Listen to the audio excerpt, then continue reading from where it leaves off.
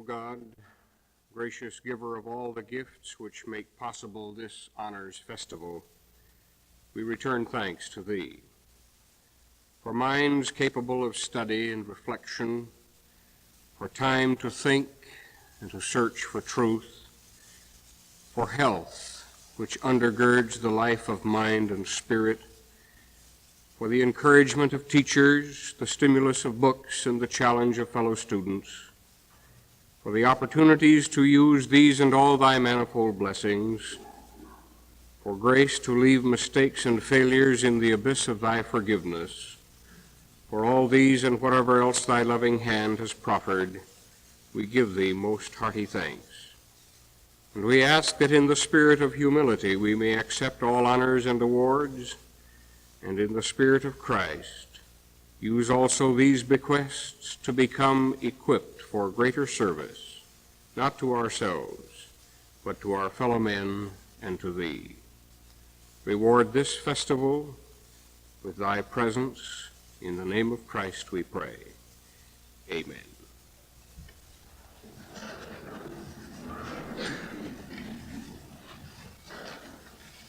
May I welcome all of you to this honors festival, and in advance congratulate the recipients of the rewards and honors which will be indicated later on in the program. I think there are two words on the front of the program that I would like to underscore. One is the word festival. I think this is a fine introduction to what is happening here. Sometimes these days are called awards days or honor convocations, but the thought of festival, I think, is appropriate, because if there is anything that we ought to celebrate, it is that excellence which is achieved through sound scholarship and through thorough study. And so I hope that this will have an air of the festival about it, and that we will rejoice with those who are honored and be glad for what has been achieved. Then there is this word excellence, which of course is a very common one in our school circles these days, and I'd just like to point out three things with respect to excellence. One is excellence should have its own reward. It has its own reward. And I think one of the real rewards of true excellence is the appetite which has been stimulated by the proper address to one's subject and the proper diligence in carrying out one's search. And so regardless of whether one is awarded or rewarded, excellence has its own reward. Then I would like to add also that excellence has no substitute. There is no substitute for this, and I hope that this will constantly be before us at Augsburg College. There are many things we emphasize, but there is no substitute for excellence. But as we say that, we are also reminded that there are many important things beyond excellence: a quality of spirit and a willingness to serve. And in an education in an institution where education is primarily for service, let us remember that our excellence is in order that there is always this in order that we may really be of service to our fellow men and to our God. So I welcome you to this festival and congratulate those who will today be honored for their excellence. Today, as Dr. Anderson has stated, we are celebrating excellence in a variety of fields. The solos, backdrop, and special awards all demonstrate some special excellence. Likewise, Augsburg's 5 honor societies recognize high levels of achievement in several areas. The names of the senior members of these societies are printed in your program, which we would like you to follow as a representative of each group tells of the type of excellence honored by his society. What constitutes excellence in women students? William Shakespeare expressed one criterion in his drama King Lear when he said, "Her voice was ever soft, gentle, and low, an excellent thing in women." But Beta Chi Epsilon, the senior women's honorary, has slightly more stringent requirements for membership.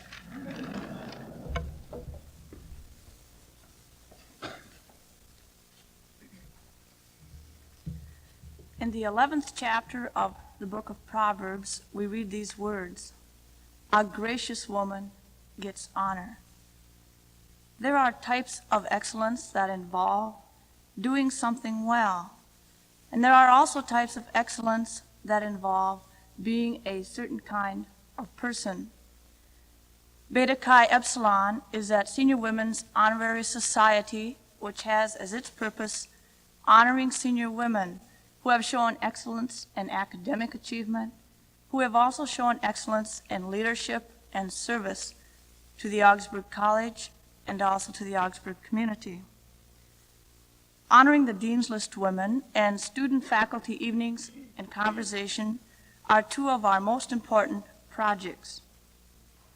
Members of Beta Chi Epsilon believe that a dedication to scholarship and a dedication to service and leadership are necessary for the growth of individuals and our society. We maintain that excellence should not be limited to one part of the personality, but rather it is a development of all parts, body, mind, heart, and spirit. It is a part of making the most of your total self. Perhaps all mankind cannot achieve excellence as such, but we believe in our senior honoraries women's society. That society is always bettered by those who are trying.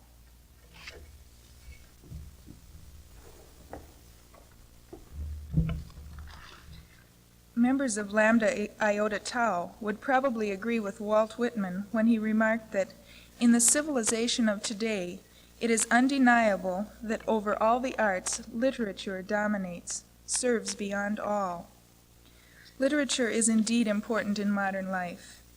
Both recording and creating realities, it serves to instruct and to delight.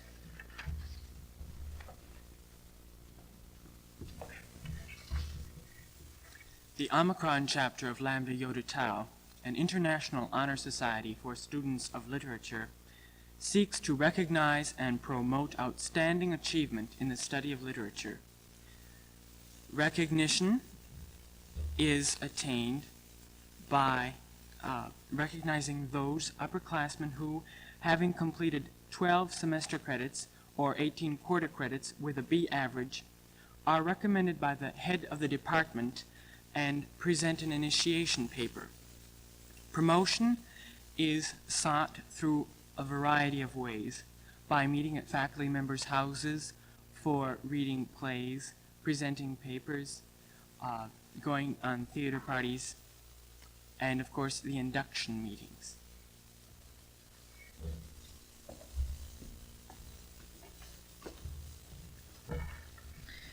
"2,400 years ago, the Greek historian Thucydides stated that in a democratic election, each man is preferred according to his virtue, or to the esteem in which he is held for some special excellence. In our democracy today, excellence is still required in politics, in political science, as well as in the other social sciences, and it is excellence in these fields which Pi Gamma Mu recognizes.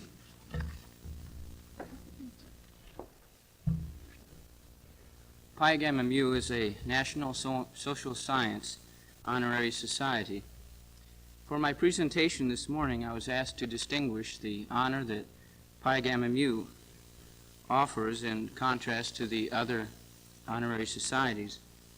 Well, after 2 weeks induction in this organization, I might say that we in the social sciences seem to excel on Friday and Saturday nights.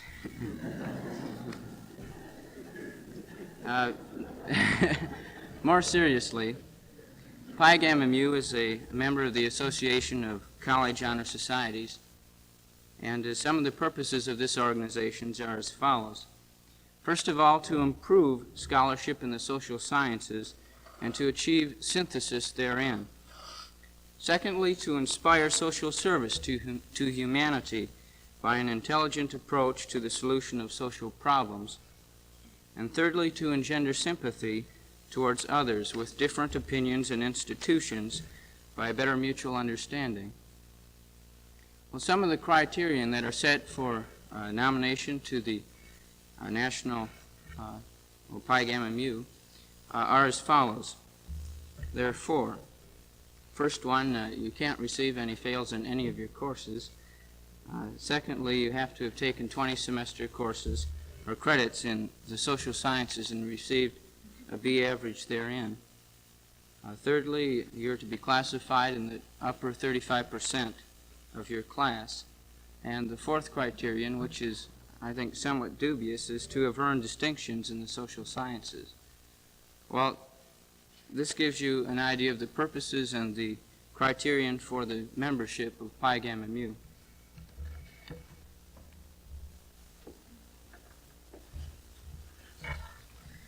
Immortal gods, how much does one man excel another? What a difference there is between a wise man and a fool. So commented the Roman playwright Terence. How much does one man excel another? Sometimes by only a few tenths of a grade point, which can ensure or deny membership in the Timaeus Society. It is frequently pointed out in sociology and psychology that the distinction between genius and insanity is very slight. I think it could be said likewise that perhaps it is not as easy to distinguish between the wise man and the fool as Terence supposed. However, colleges have come up with the famous or the infamous grade point average by which to distinguish the two categories of men. Now, the Timaeus Society, having taken this particular criterion, could be said then to consist either of the most erudite scholars or the biggest fools on campus, depending, I suppose, whether you are inside or outside of the society. Now, I say this not to ridicule or to belittle the society, but rather to correct the oft-held and mistaken notion that to err is human, to belong to the Timaeus Society divine. In all seriousness, the purpose of the Timaeus Society is to recognize scholastic excellence in students. It is open to all freshmen and sophomores who have attained a 2.25 grade point average, and if when they are juniors they raise this to a 2.5 average on a 3.0 system, they are accepted as full members and retained as full members as long as they maintain this 2.5 grade point average.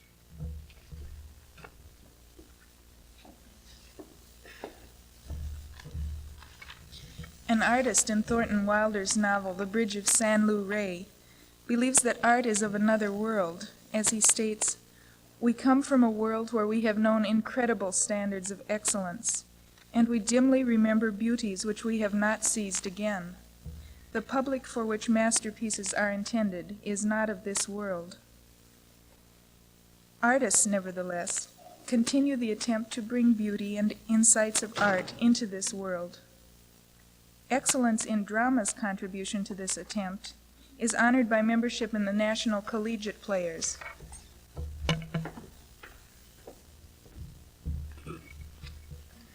National Collegiate Players is an honorary fraternity for college students who have shown excellence in the field of the theater, both in the acting and the technical aspects of it. National Collegiate Players seeks to recognize, promote, and encourage the best in theatrical work in the educational theater, and to cite for special commendations individuals or organizations who have shown and reached the ideals and the standards of NCP. The purposes for NCP are to stand as a college unit in national movements for the betterment and welfare of drama and theater in the United States, and also to raise the standards of college and university theater. by recognizing the most worthy individual and group efforts in the creative arts of the theater. Augsburg College received its charter member of National Collegiate Players in 1958, and since that time, this organization has been active on this campus. The activities of this honorary organization may seem quiet to you, but there are NCP members participating in every drama production. Other students in the drama productions are working towards the fulfillment of qualifications for membership. These qualifications include an established point system for acting and technical participation, as well as a high academic standing. Gaining membership into National Collegiate Players is an honor, as well as a goal for any student who is interested in the theater.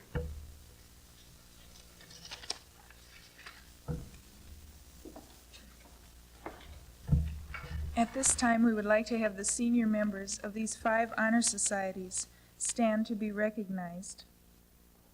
Congratulations on your attainment of some special excellence.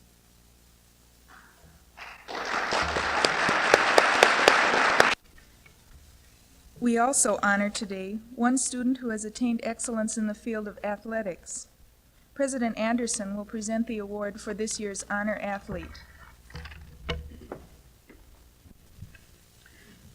Up to this point, those who have represented a specific area have been participants in that area.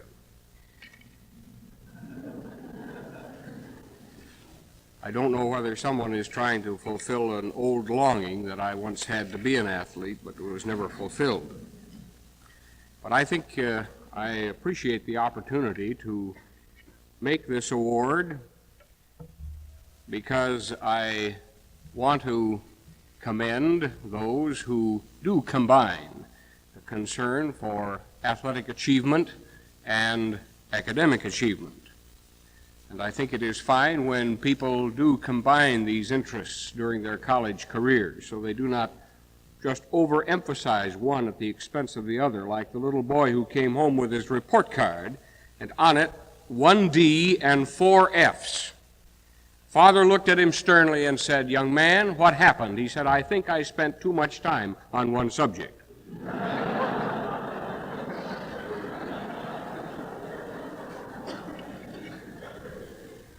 It is my pleasure at this time to present this trophy, which is the result of a consensus among fellow athletes and faculty members and students.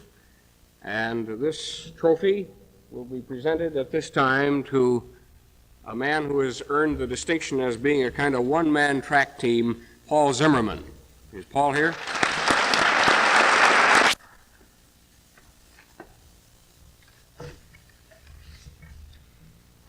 The outstanding woman student at Augsburg is chosen from the senior class on the basis of her participation and leadership in school activities, her high scholastic achievement, and her personal and social graciousness. This year, 2 young women were selected as deserving of this honor, and their names were announced last Friday at the mother-daughter banquet.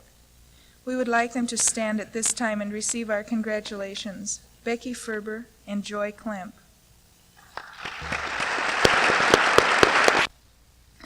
I will now call on John Stendy, past president of the student body, to inaugurate the new president, John Selstead. Now I'd like to call on a young man who I think has done an excellent job filling in for me this year on a number of occasions.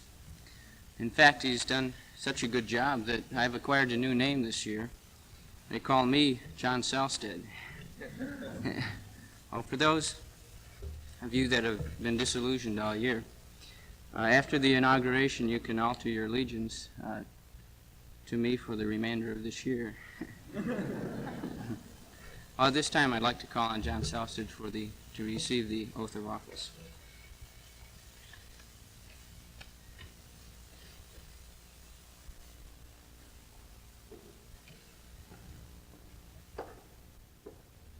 Raise your right hand and repeat after me. I, John Selstead, do solemnly affirm I, John Selstead, do solemnly affirm that I will faithfully execute all the duties incumbent upon me as student body president of Augsburg College, and will to the best of my ability and understanding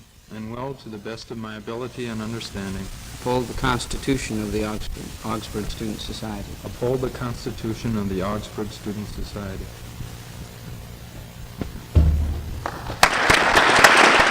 This was not for me. At this time, I would like to extend to John Stendy the appreciation of the entire student body for the excellent leadership and qualities of representation which he has provided for our student body during this year. Thank you very much, John.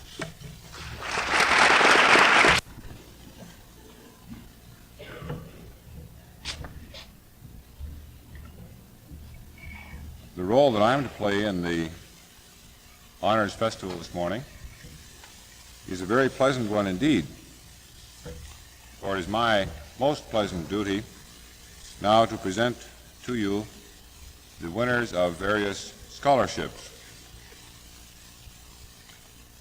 I was a bit chagrined, however, to discover this morning that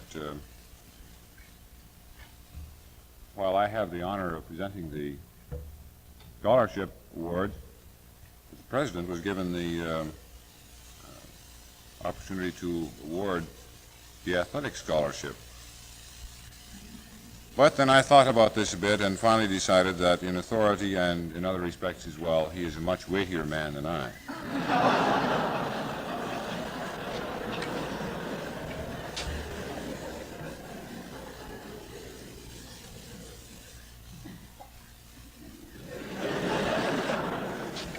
He said he's working at it.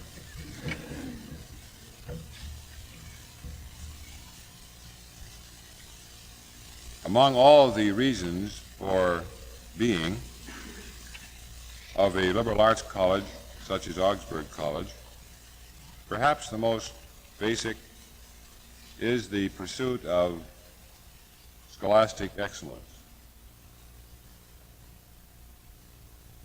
It is only fitting and proper, then, that we should, on an occasion like this, recognize those students who have achieved outstanding merit in scholarship. Scholarship, however, of course, is not the only matter with which we are concerned. We are concerned also with participation in all the various activities which are afforded the students, and therefore it is equally fitting and proper that we should honor this morning the achievement of excellence in those areas, in a sense outside of and yet alongside the area of academic achievement. It is my very great privilege then this morning to, on this first honors festival at Augsburg, in which I have been permitted to participate, to present scholarships to those who, because of their achievements and their merits, have won them. But before I do that, I would also like to recognize and extend a special welcome to the donors of some of the scholarships who are in our midst this morning. We are very grateful to you for making possible this way of recognizing excellence. We welcome you to the campus, and we would like to see you back with us often. So welcome to the campus and to these exercises this morning. I will present to you the scholarship winners in groups, beginning with the Memorial and Special Family Scholarships. I ask that, as I read the students' names, that they rise and remain standing until the whole group has been presented to you. And please withhold your applause until the entire group has been presented. First, then, the Memorial and Special Family Scholarships. The Peggy Christensen Benson Memorial Scholarship. Recipient, Anita M. Barsness. The Thorvald Olsen Berntvedt Memorial Scholarship. Recipients, Donald E. Britt and Paul Herdman. The Paul Dalen Memorial Scholarship.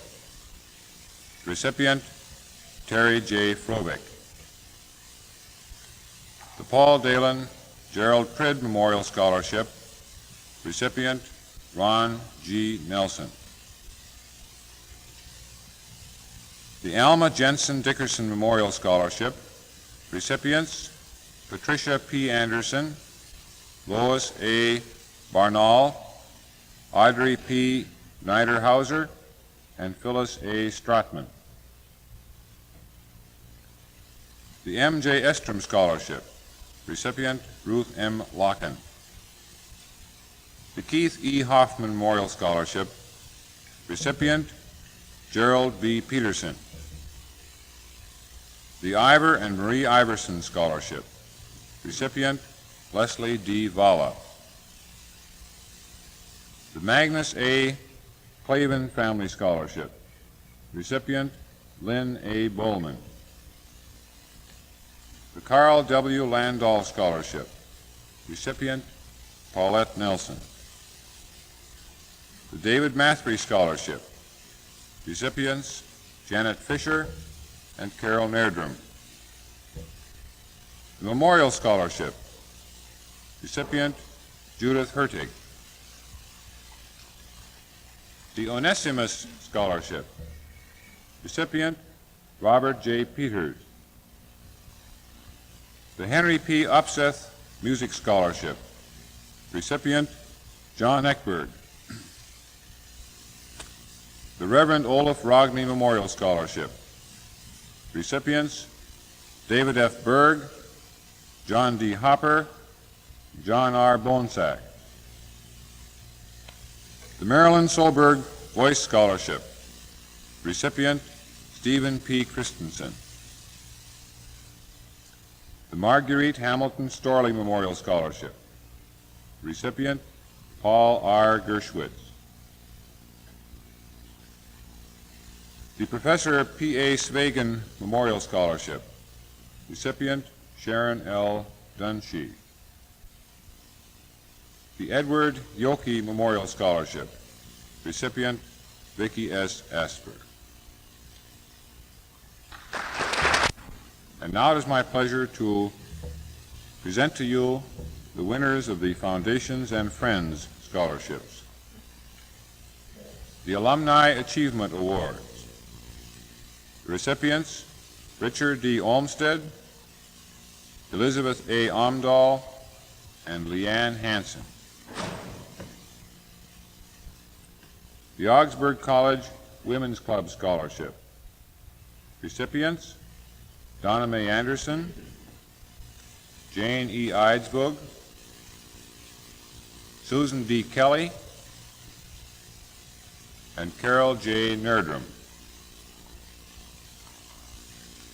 The Gamble Skogmo Foundation Scholarship. Recipient, Dale H. Hawkinson. The Lutheran Brotherhood Senior Scholarship. Recipients, Kay Dahlquist and Philip A. Wool. The Reader's Digest Endowed Scholarship. Recipient, Mark S. Hansen. The Lutheran Social Service Scholarship. Recipients, Rebecca L. Helgeson, Sonia Helgeson, and Eleanor S. Moe. The Tozer Foundation Scholarship. Recipients, Stephen K. Batalden, Carolyn A. Hansen, and Karen L. Jacobson. The Chemistry Scholarships. The Manivald Aldry Memorial Chemistry Scholarship. Recipient, Jonathan W. DeVries. The Carl Fossey Memorial Chemistry Scholarship. Recipient, Elizabeth A. Omdahl. The Dr. Frederick C. and Laura E. Mortensen Chemistry Scholarship. Recipient, Dennis D. Miller. The Dr. W. M. Sandstrom Chemistry Scholarship. Recipient, Philip A. Wold. The Walter Gordon Schnell Memorial Chemistry Scholarship. Recipient, Kenneth R. Peterson. The Walter E. Thwaite, Jr. Memorial Chemistry Scholarship. Recipient, Robert N. Hansen.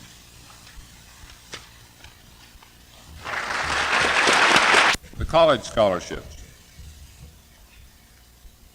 First, the departmental scholarships awarded to students highly recommended by the chairman of their major departments. Recipients in art, Barry L. Gunderson.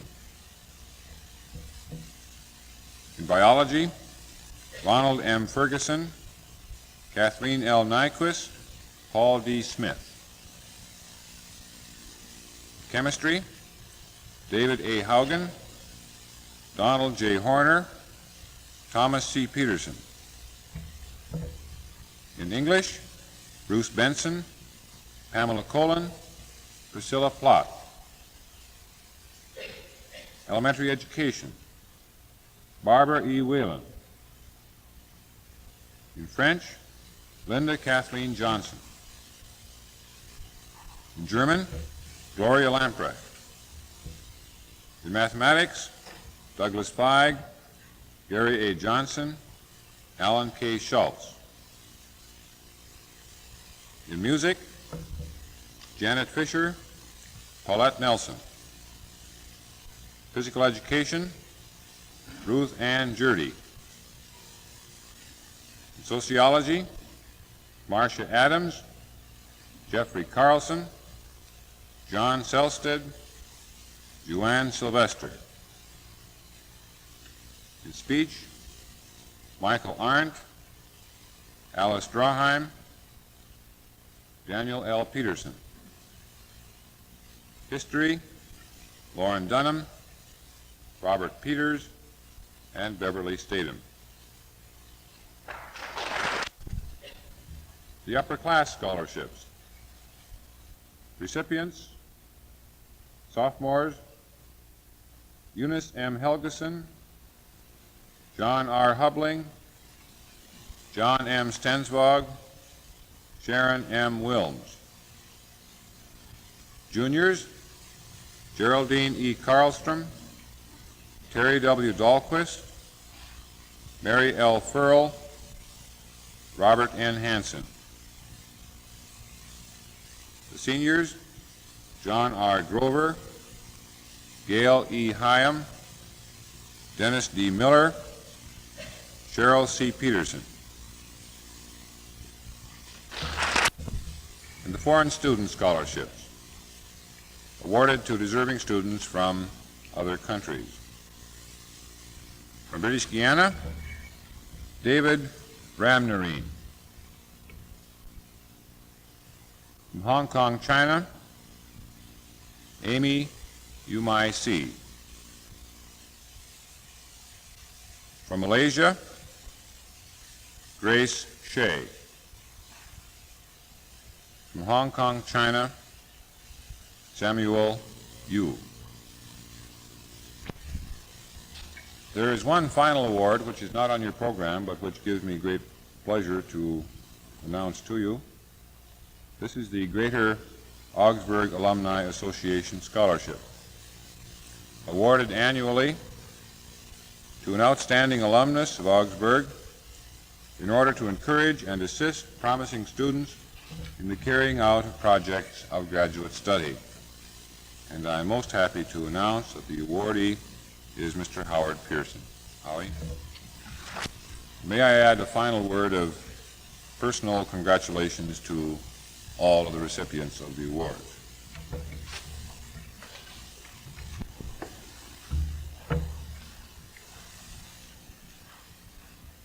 Our speaker today is a man who has himself attained special excellence in the field of the classics and in education.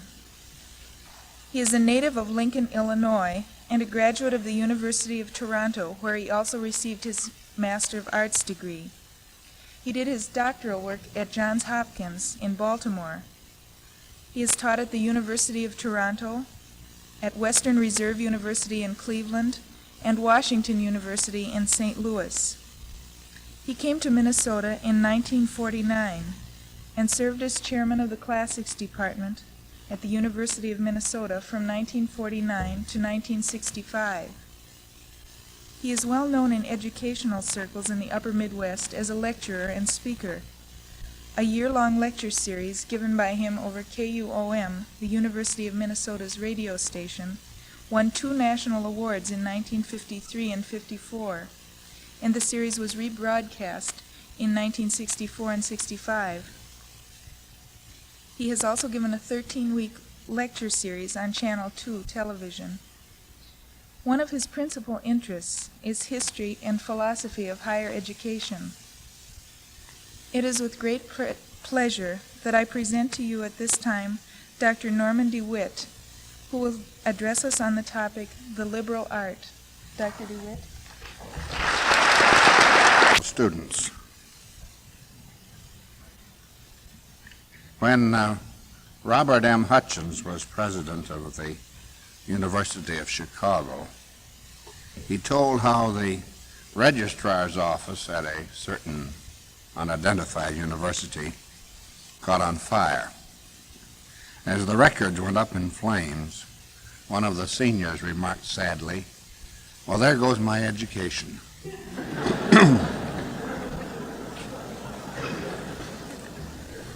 To me personally, the context of this story, located back in the 1930s, is very real.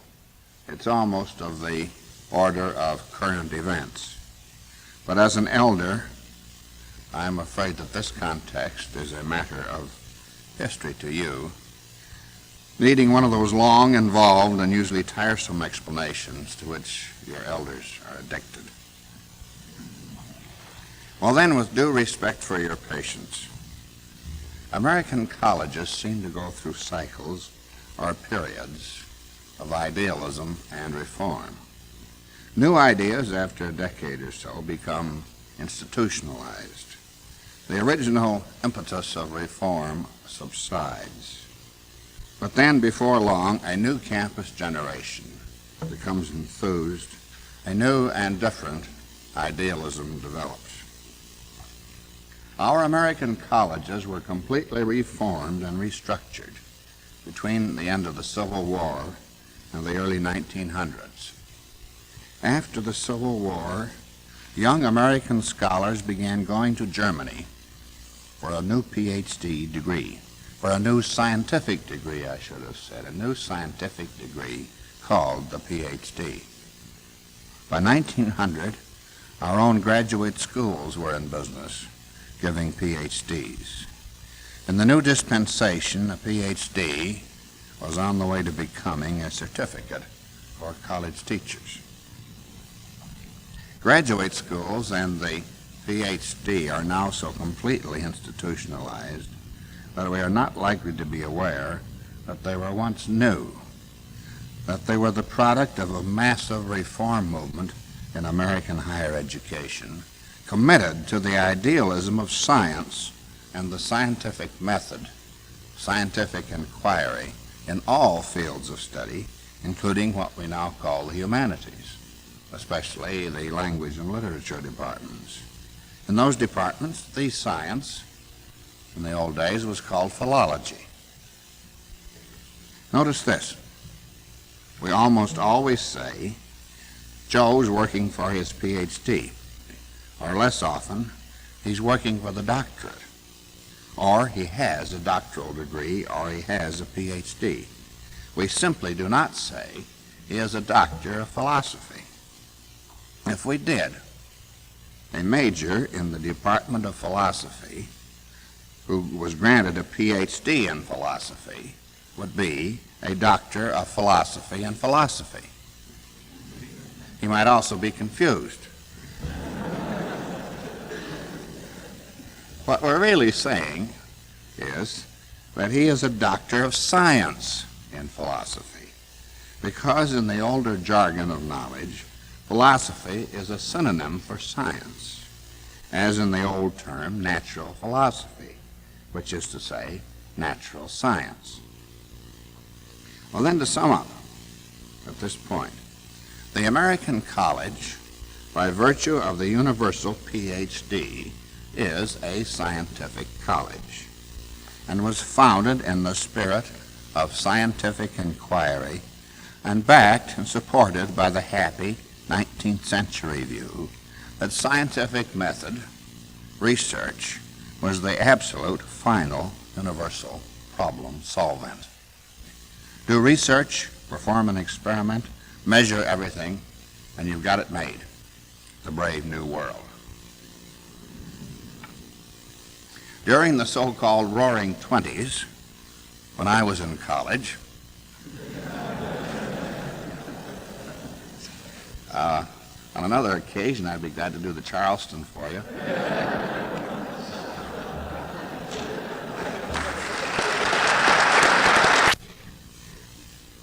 That's all I'm going to tell you about my college education, too. The record from that period reveals considerable cynicism about college education. The earlier promise of scientific method was not being borne out, and college seemed at times to be more of an athletic event than an educational enterprise. There is a certain disillusionment in the following couplet from the 1920s. I sent my son to college with a pat upon the back. I spent $10,000 and I got a quarterback.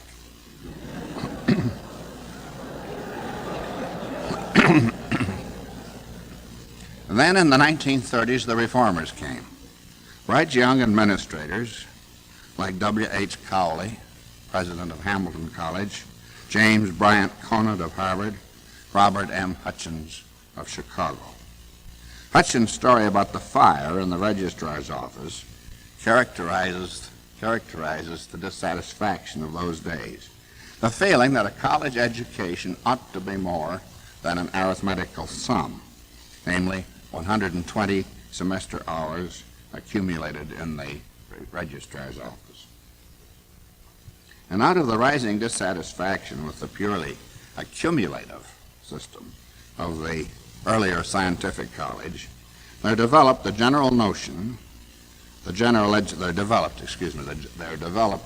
education movement of the mid-1940s, by which the program of almost every college was modified, especially on the lower division or junior college level. There have been few substantial changes in the program or structures of American colleges since that time. College presidents are not saying much about curricular reforms nowadays. They're too busy with building programs and faculty recruitment, to say nothing of faculty retention. Nevertheless, a new idealism was developing in the mid-1950s. The general education movement of the 1940s was concerned with the student body as a whole, and quite properly so. From this consideration of the student body as a whole, there is an easy transition to consideration of students in general, and this in turn suggests a transition to the standard distribution curve and the average student. That is, the student with an average of a bit above C, say a GPA of about 2.6 where 4 equals straight A. Without rejecting the democracy of the bell curve and standard distribution, the notion developed that this was not quite enough, that the above average or superior student deserves as much special attention as the average student. Thus, a new emphasis on excellence, a new movement got underway. Articles were written, meetings were held, a special periodical was launched to publicize and discuss new honors courses and new honors programs. The superior student, the student who had attained excellence, became an object of institutional attention all across the country. The movement was a spontaneous development, I think, in American education within our educational system, but it was accelerated by the ease with which the Soviets were lofting hardware into orbit, and we were not. Now, granted the wisdom and practical necessity of our concern for the 90th percentile and for students who have achieved excellence on this and on other scales of worthwhile achievement in the academic community, something even more needs to be said. There is always that about human virtue and human virtues in the plural. They are great and they are many, and they are complex. There is always need for review, and there is always more to be said about virtue and excellence. Now, as a guest, may I express my gratitude for this occasion and for being invited to share an academic communion with you, an occasion for a refreshment of the spirit and the sense of excellence. I shall now take advantage of you and the occasion to communicate a few observations on excellence and virtue evoked by the classical experience of the Greeks and Romans. Following a classical precedent, we may ask a powerful generative question. How do we know an object of study? The answer to this question is, we know an object by what it does. In Greek, by its ergon, or work. Nowadays, instead of saying work, we are likely to say function. But now let's be cautious. This question about the work of an object is a good question because it evokes useful answers. This is all any question can do. This question can be misused. It is not a universal solvent.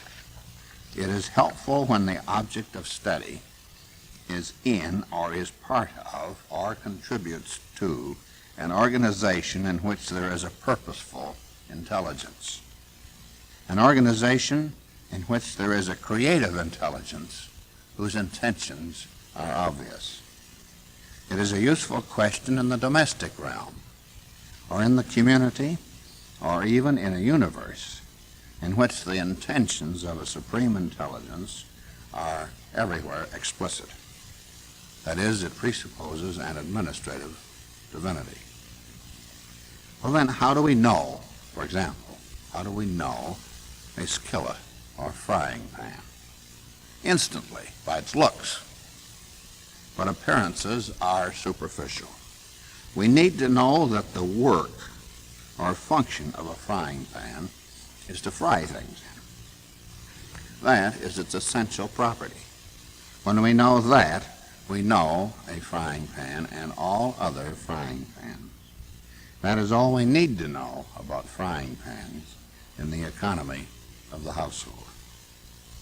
And when we know the work of all of the objects in the household, all of the objects in the kitchen and everywhere else in the house, which are contributory to the work of the household itself, we develop a kind of organized or systematic knowledge corresponding to the working of the household. We could then advance to a knowledge of the work or function of the household in the larger working or organization of the community. And then, since our method has been so very plausible and useful up to now, we may go on to consider the working structure of the universe as an economy, in spite of the caution that there is no universal problem solving. You see, we parted company long ago with physicists and astronomers. In fact, we never were with them. With due caution, therefore, let us go back a bit and generate a few useful statements from the classical proposition that we know an object of study by its work or function. Any layman, any citizen who knows his way around in our culture, and this was as true in Cicero's time as it is in ours, knows when to call a doctor. He knows that there is a point beyond which aspirin and Band-Aids are not enough. He is not informed as the doctor is informed. He has never had a course in medicine, but he does know what a doctor can do and does. Now, with a little imagination, we can see that this kind of knowledge leads into a tremendous range of information, which, if completed, would give us a picture of our society based on the ergon, work, or function of all of the specialists or experts who comprise it. And here in Greek, we would probably want to change from the term ergon, which applies to instruments or tools, to techne, which applies to people. In English, we can still say work. Let's go back to the doctor again. In addition to knowing when to call or to see a doctor, the informed layman, if he's to survive and prosper in our society, knows when to see a dentist. He knows what the dentist can do. He knows the dentist's work. He knows when to call a TV repairman, a plumber, an electrician, a carpenter, a lawyer, an income tax expert. Well, I can't name them all, but if I could take time out right here to pool all of our information, all of us together, I suspect that the number of experts or specialists which the informed layman may need to call or has on call would surprise us. And there are many that we wouldn't think of, ever. If I weren't here, I bet you wouldn't think of the specialist who makes custom-built radiator covers. And I think of him only because my wife has just had a new cover put on the living room radiator. And I'll think about him again at the end of the month. In fact, the counseling and guidance people tell me that the number of different kinds of specialists and corresponding kinds of work in our society now runs well over 75,000. To gain an insight into the work that goes on in our society, just take a look at the help wanted sections in our newspapers, especially the ads being run by Boeing, Control Data, General Dynamics, and other representatives of entirely modern technology. By way of interesting contrast to our 75,000 plus kinds of work, I recall reading somewhere that an up-country peasant village in India has only 15 occupations or kinds of work. And there is one useful scale for rating a society as primitive or modern: the number of kinds of work. May I now reaffirm the point that knowing when to call an expert or specialist represents a certain very special kind of knowledge. It is layman's knowledge, citizen's knowledge, not the expert's. Let's try another illustration, a little closer to our interests in our higher education. Since we can grant with reasonable security that we all know when to call a doctor because we know his work or function in a certain way, and that this is citizen knowledge and a very useful kind of knowledge, do we, on this same basis, know when to call a sociologist? What do sociologists do? What is their techne or function in the work of the academic community and in the work of the larger civil community? Why do we call them, as presumably we do? When do we call a historian? Under what circumstances do we call a sociologist and not a historian? In my remarks thus far, when have I been talking like a historian and when like a sociologist? And in what way am I using the techniques of classical biology? When do we call a mathematician? Why do we call him at all? Let's go a little further. When do we call a descriptive linguist, a rural sociologist, a plant pathologist, a radiologist, a limnologist? He's not a tree trimmer either, a limnologist, no. An internist, an economist.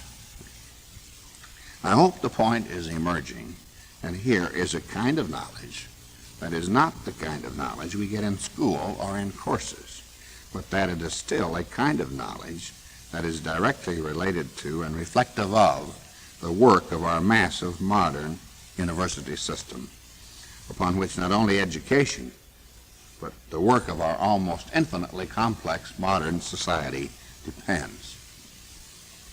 In fact, we could get an entirely different kind of education by asking each of our university specialists to describe his own work. What is essentially different about it in relation to all the other work that goes on in a modern university system? Let's look at this in still another way. If we could list all the specialists and experts in the American university system on a separate card, then shuffle the cards so that any selection would be random, then deal out 100 cards to each student, and then spend 4 years studying the techniques of all of the experts thus selected at random, learning when and why we call them in our modern community, say at the rate of 25 a year, we would have an education. Not at all the kind of education we've been getting, but a real swinger, nonetheless, a citizen education. Now here I'm becoming aware of a personal failing that my students across the river all develop sooner or later. There is a dictum of Aristotle that a properly organized presentation, be it a play or a lecture, should have a beginning, a middle, and an end. My lectures tend to consist mainly of beginning, with very little middle, and this leads to some apprehension about the end.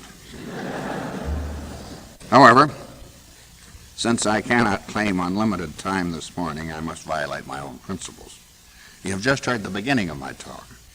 I'm going to skip the middle completely and get on to the end right now. The classical question, what is the work of anything that we may happen to study,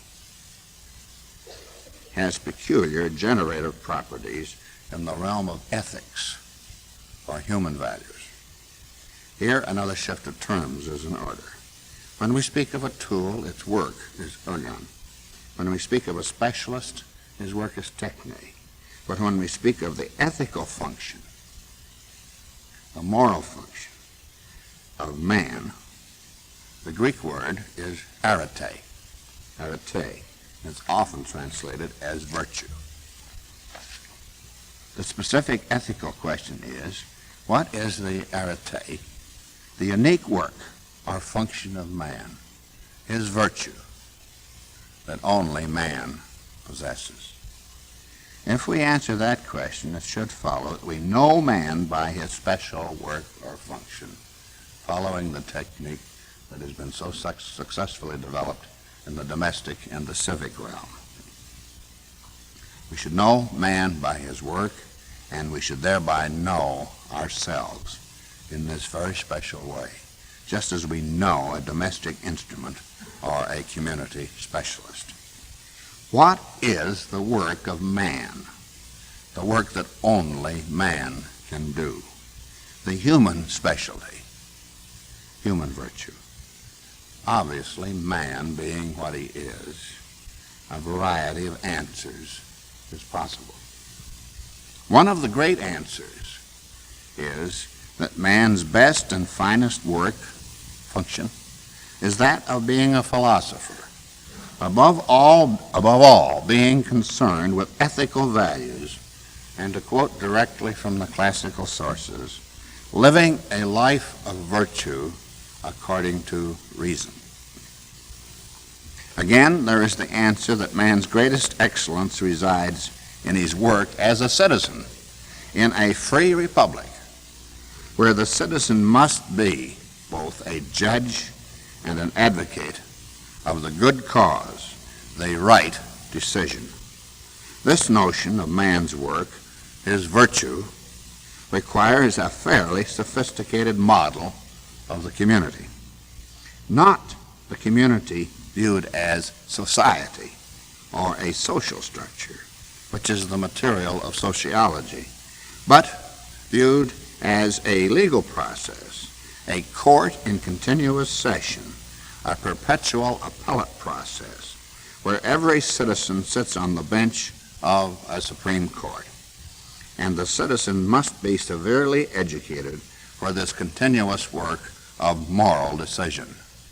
And this is not only from the classical field of ethics, but also from the field of jurisprudence.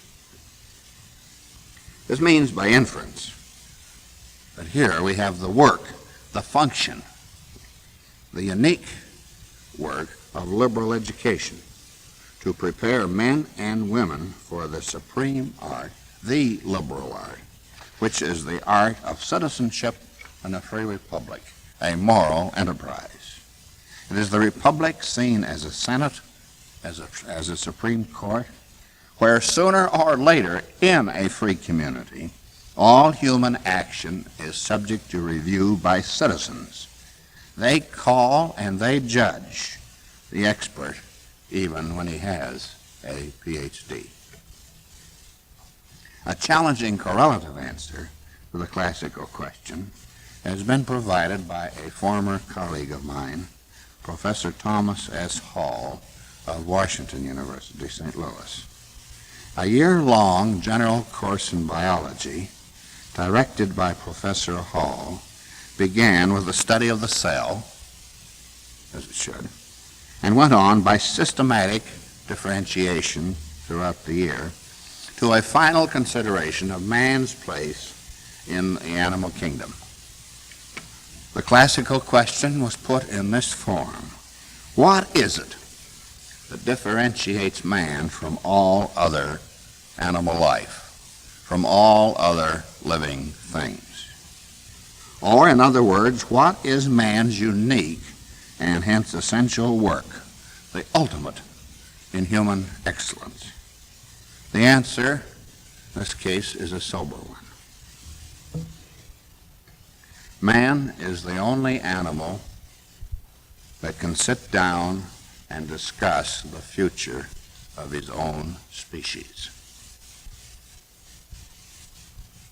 This, for this morning, I think, is the terminal point in secular philosophy.